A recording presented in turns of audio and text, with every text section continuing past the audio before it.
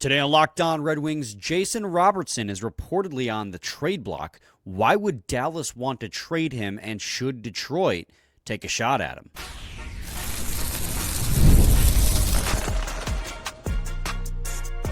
You're Locked On Red Wings, your daily podcast on the Detroit Red Wings. Part of the Locked On Podcast Network, your team every day. Welcome back to the Locked On Red Wings podcast. We are your hosts, Brian Fisher and Scotty Bentley. Scotty's host over at Locked On Tigers, as well as a sports writer for C&G newspapers, while I am a color commentator for Oakland University ACHA D1 men's hockey. And if you listen to the third segment of yesterday's episode with Sean Shapiro, you already heard a little bit of the Jason Robertson conversation, but I figured it warranted a full episode, at least most of an episode, with Scotty here. So we're going to talk about him as the headliner in this episode. Before we can get to any of that, got to let you guys know today's episode is brought to you by Monarch Money. Take control of your finances with Monarch Money. Use code LOCKEDONNHL at monarchmoney.com for 50% off your first year. Scotty, Jason Robertson is reportedly on the trade block, according to multiple insiders. And this came as a massive shock to probably, I would assume most people, right? Like, this is a guy who, I guess it would be 3 seasons ago now, had 100-point year, followed up by 2 consecutive 80-point years. Played 82 games in all 3 of those seasons. This was all on his current contract of $7.75 million per season, in which he has 1 season left on, in which he will be a RFA at the end of. 25 years old, star left winger. Dallas is looking to shop him, and we'll talk about the reasons maybe why a little bit later. But Scotty, right off rip, what do you like about this guy, right? Seems pretty self-explanatory, right? Yeah, well, this is even a funnier one for me to talk about because, I've been hyping him up on this show whenever we play the Stars for, 3 years now. Yeah, man, he's unreal, and he's one of my favorite players in the NHL to watch.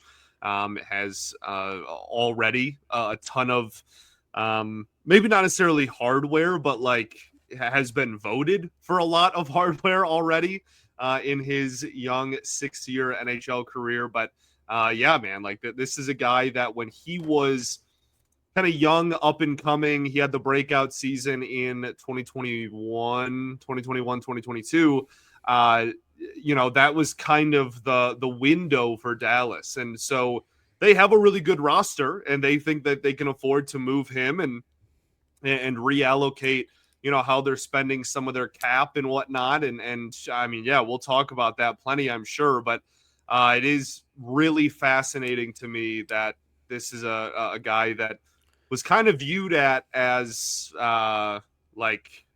maybe not like the franchise. Maybe that's a little too dramatic, they're building everything around him. Probably not to that extreme. But he certainly is a guy that, when he started doing well, all the analysts and the Stars fans were like, okay, the window is now. Now the window's open because we have a 100+ point producer, at least somebody who has the potential of doing that. So yeah, he's one of the best forwards in the NHL. I think that's pretty self-explanatory at this point. He's gotten Hart votes, Selke votes, Bing votes, all-star. He's gotten a lot of votes for a lot of different awards. He's incredibly talented and only 25 years old. Yeah, and we could do the whole, why does it make sense for the Red Wings? But, we've done that. We wouldn't be talking about somebody on this podcast if there wasn't at least something about them that makes sense for this team. And it's kind of the same thing that it was with Peterka and Rossi to a certain extent. You need another top 6 forward. This is a top 6 forward who, again, like the other two, are an RFA. He's got 1 more year left on his current deal, but he's eligible to be extended and still an RFA on the other side of that. He's still in his prime at 25 years old. So you get him, you extend him, he'll be 26 when that contract's up. So if you get extended to an 8-year deal, you're talking about till he's 34, just when he's leaving his prime. It's perfect. You're talking about the core of this team is in their early 20 to late 20s, right? Like Dylan Larkin's probably the oldest member of your current core, and he's 28. The youngest member of your current core is Marco Casper and Simon Edmondson at like 21, 22. Right. He fits that window. So if you're trying to win with this core and you need one more top six forward, especially a winger on the left side, guess what? He fits that bill. And like unlike with Marco Rossi, he's not undersized, so there's not that question mark about whether or not he will get bullied. Like, he is a point per game player. He was a point per game nearly in his rookie season, Scotty. In that bubble year, they played 47 games or whatever it was, 51 games, and he had 45 points. His second career year, he had 41 goals in 70. Like, he didn't have a sophomore slump. Like, every single year has been a step forward, and then he's kind of found his level, and he's an 80 to 100 point player. End of story. There's not really... Good. I mean, we can cherry pick reasons why you would not want him, and I'm sure we'll do that in segment 2, but as far as like reasons why you want him, it's self-explanatory. He's another power play guy, which again is you don't need more of, but I mean, when you're talking about a guy who's a top-end scorer, they usually are going to be power play guys. They kind of go hand in hand. So he's not bad defensively either. I mean, you're not getting him for his defense, but he's not out there being a liability, trying to overwhelm his defensive liability with his offensive production. He's not that kind of guy. Again, he's not great, but he's an offense-first forward, and he's going to shore up your top six in a way you desperately need. It makes so much sense from all of those. But, I mean, talking about why Dallas would want to trade him, you kind of hinted at it there, and Sean said it in segment 3 of yesterday's show. Dallas committed a lot of assets to Mikko Rantanen. They don't have a lot of cap space left. And they need to make tough choices with the players that are on their roster. I mean, they have a lot of UFAs in their offensive group coming up, and I mean, I think it's kind of silly to prioritize guys like Jamie Benn, Matt Duchene over a guy like Jason Robertson. But hey, to each their own.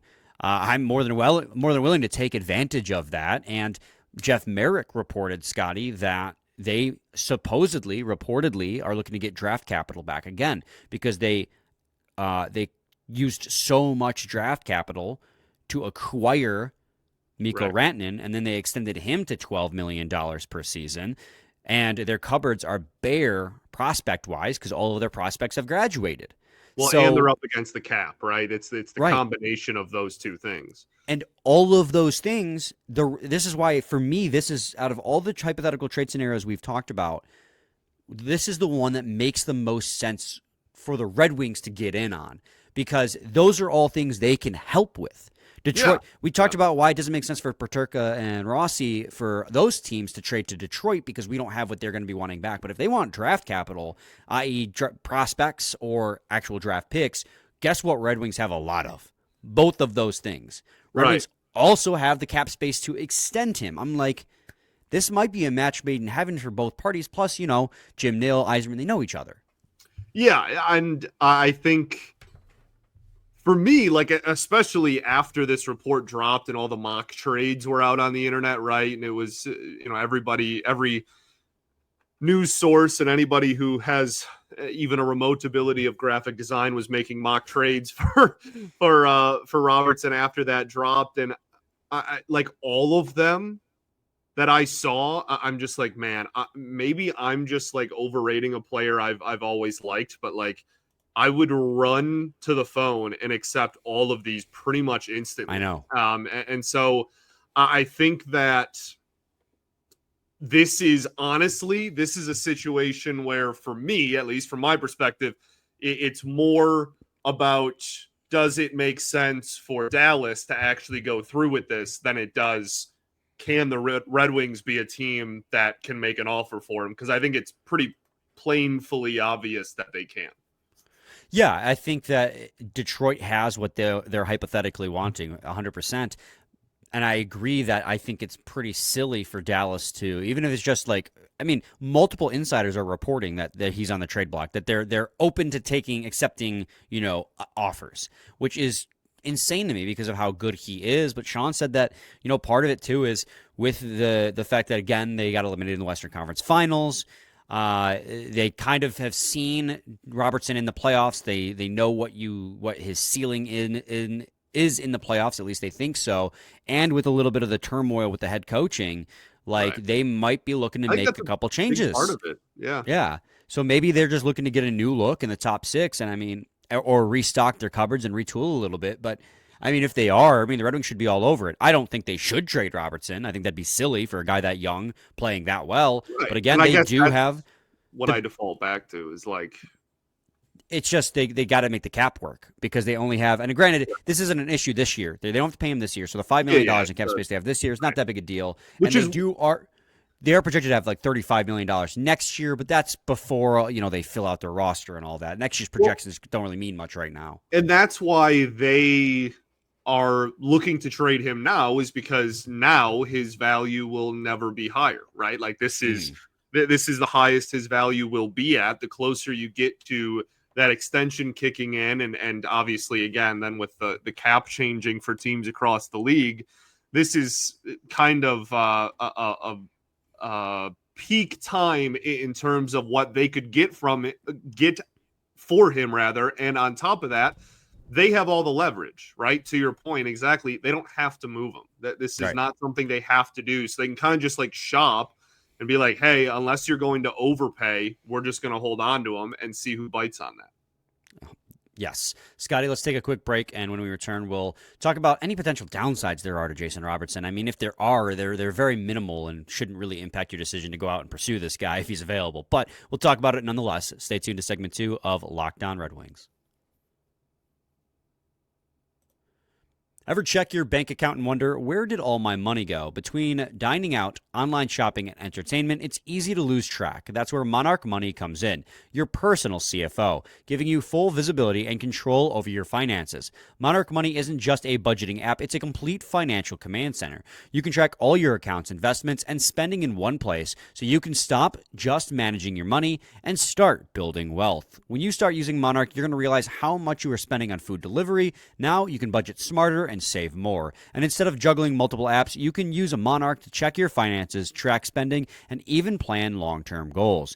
Managing money with your partner is smoother than ever. You can track shared and personal accounts, set goals, and stay on the same page without the stress. Take control of your finances with Monarch Money. Use code LOCKEDONNHL at monarchmoney.com for 50% off your first year. That's monarchmoney.com, code LOCKEDONNHL for half off your first year. Segment 2, Locked On Red Wings podcast. Scotty, when it comes to the downsides to Jason Robertson, I think the only one that is actually relevant to this conversation is the cost it would take to acquire him. Because he is he's not a bottom 6'4". This is a star winger that you're going to try, in this hypothetical, acquire via trade.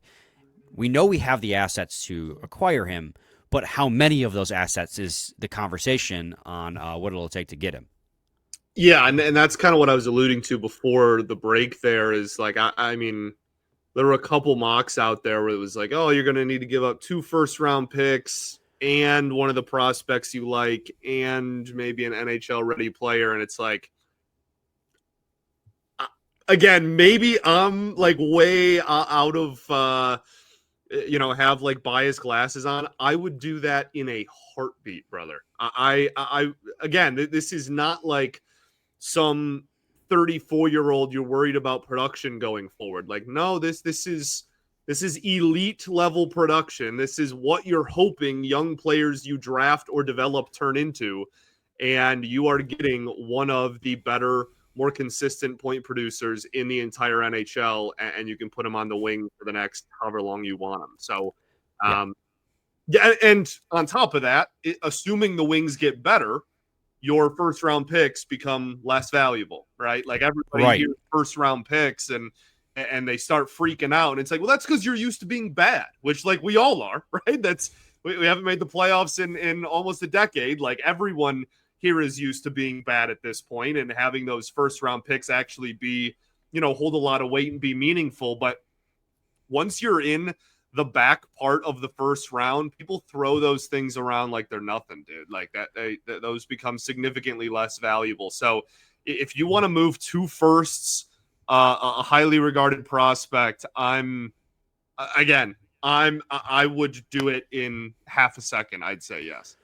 Right, and that's the thing. I mean, obviously there is a point where it's like you're paying too much, but it's just you're trading for a impact player right now versus a guy that might be a fraction of how good he is in 3 or 4 years. He's also 25, so you're paying for right now, but he also 3 or 4 years from now. Right, the picks are prospects that you're like, oh, I hope they end up being good, even if they are as good as him. That's not going to start for a couple more years, and Robertson presumably will still be not only producing at that level, but like he might even be in his 20s still when when like these guys are producing at even close to that level. So like, yeah, I would do it so quickly. Yeah, I mean Dallas has 2 picks in the first 3 rounds the next 2 years. They have a 2nd round pick and a 3rd round pick. All their other picks come 5th round or later. So they need to get a little bit of draft capital if they actually are looking to retool a little bit. You have a lot of picks by comparison. You have a 1st round pick this year, which is 13th. And to your point, if next year you're hoping that's in the 20s, you're hoping you make the playoffs, so that pick holds less value to you and them. 32. But, yeah, let's go. Pick 32, baby. So, and like, I like Nate Danielson. I like ASP, I like MBN, I like Sebastian Kosa. But I'm like, Robertson is probably better than any of those players are going to be. Yeah. Like, let's be real. We're talking about a guy who's a multiple 40-goal scorer and has touched 100 points in his career already at 25 years old. Like, I know a lot of Red Wings fans are high in ASP, but if the ask is a first-round pick in ASP, okay. All right. Again, this is not shade. I am. It's not. It's just realistic. ASP fan, right? And like we obviously love him and are, keeping an eye on his development and are really big fans. I would do that in a heartbeat, brother. It would not even be like difficult. Is there anyone you wouldn't trade for Jason Robertson? That's the better question. Like, I think it's literally Raymond and Sider are the only 2 that I have legitimately untouchable for a guy like Jason Robertson. I think I agree with that. We're talking about a guy who's scored 100 points in his career every single year. He's got 80 points twice in his career. I'm pretty sure Larkin's only hit 80 once, and he's 28. Yeah. So he didn't just barely clip 100 either. He was a point away from 110. He had a 109-point season at 23 years old. Yeah. And I don't want this to be misconstrued as us advocating to trading like a package of Casper and Edvinson. Obviously, there is a point where there is a threshold. I don't want you to empty. I don't want you to trade our 10 best prospects for him. But if the deal is genuinely a first rounder and even one of the really highly regarded prospects, if it's those 2 things, I'm doing it.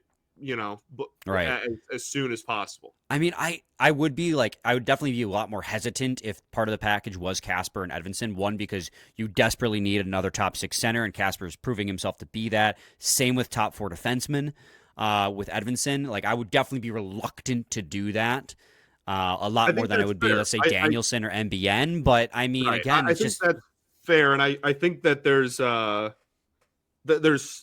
because the Red Wings ultimately are trying to win now. So I think that, who wouldn't want Marco Casper? Like that's just, again, up the middle, good 2-way player, etc.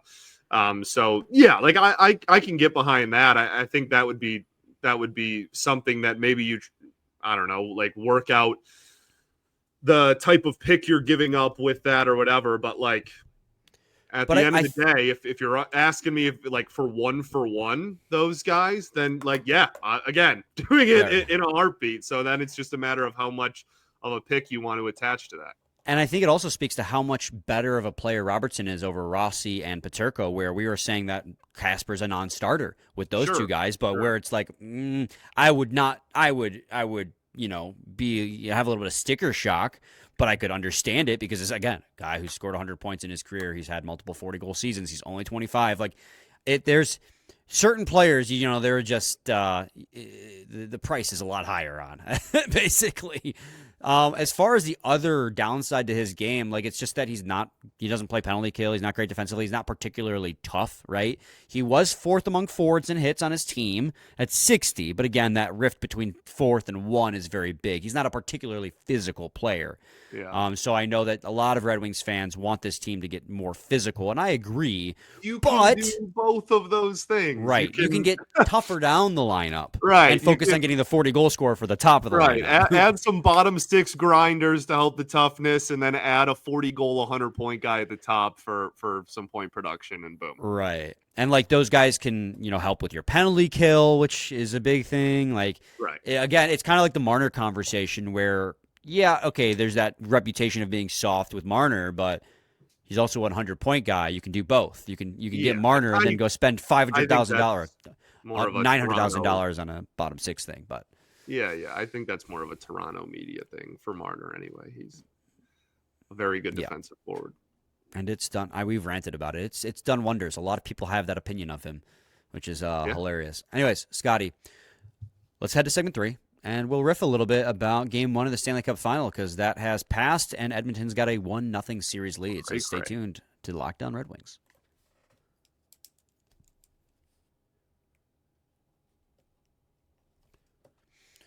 All right, Scotty. So Game 1 of the Stanley Cup Final has ended 2 days ago now by the time people are listening to this. But, we're recording the day after and then we post schedule for the day after that.